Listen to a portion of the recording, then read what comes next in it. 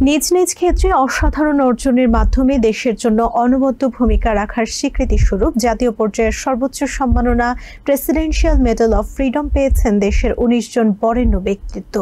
White হাউসে এক অনুষ্ঠানে সম্মানজনক এই পদক তাদের হাতে তুলে দেন প্রেসিডেন্ট জো বাইডেন। পুরস্কার প্রদান অনুষ্ঠানে প্রেসিডেন্ট বাইডেন বলেন, দেশের জন্য রাখা পদকপ্রাপ্তদের ভূমিকা জাতি চিরজীবন শ্রদ্ধা ভরে স্মরণ করবে। দেশের সর্বোচ্চ বেসামরিক সম্মাননা পদক হিসেবে স্বীকৃত প্রেসিডেন্সিয়াল মেডেল অফ ফ্রিডম দেশের সমৃদ্ধি ও নিরাপত্তা, বিশ্ব শান্তি সহ অন্যান্য গুরুত্বপূর্ণ সামাজিক, সরকারি বা ব্যক্তিগত প্রচেষ্টায় অনুকরণীয় অবদান রাখা ব্যক্তিদের এই পদকে সম্মানিত করা হয়ে থাকে। এই বছর ১৯ জনকে নিজ নিজ ক্ষেত্রে অবদানের স্বীকৃতি স্বরূপ প্রেসিডেন্সিয়াল মেডেল অফ ফ্রিডম দেওয়া হয়েছে। হোয়াইট হাউসে এক অনাড়ম্বর অনুষ্ঠানে তাদের পদক তুলে দেন প্রেসিডেন্ট জো বাইডেন। পদক প্রদান অনুষ্ঠানে first lady Jill Biden, vice president Kamala Harris সহ বাইডেন প্রশাসনের শীর্ষ কর্মকর্তারা উপস্থিত ছিলেন।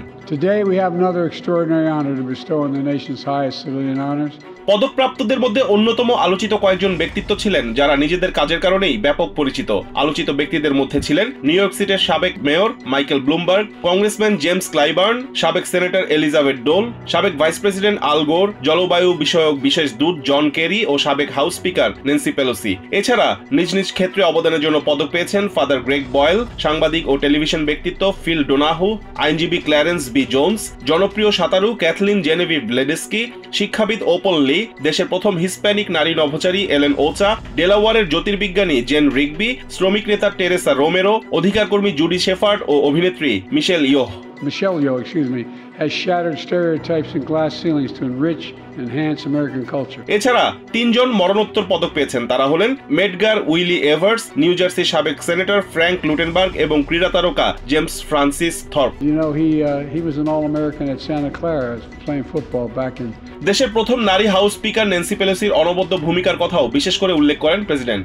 Historic figure as the first woman speaker, the House of Representatives, she used her superpowers. President বলেন, পদকপ্রাপ্ত ব্যক্তিরা দেশের ভাবমূর্তি উজ্জ্বল করেছেন এবং স্ব ক্ষেত্রে অনবদ্য ভূমিকার মাধ্যমে দেশকে আলোকিত করেছেন।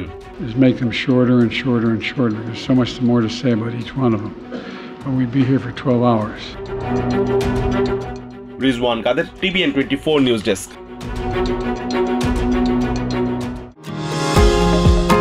নিউ ইয়র্ক থেকে সম্প্রচারিত TVN 24 টেলিভিশন বিশ্বজুড়ে বাঙালির কণ্ঠস্বর।